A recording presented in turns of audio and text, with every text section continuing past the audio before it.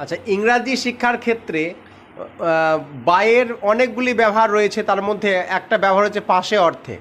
যেমন আমরা অনেক সময় বলি না যে আমি তোমার পাশে গিয়ে দাঁড়াবো, সেক্ষেত্রে ইংরাজিটা হবে I will stand by you. আমি তোমার পাশে গিয়ে দাঁড়াবো, I will stand by you. তারা আমার পাশে এসে দাঁড়াবে, they will stand by me.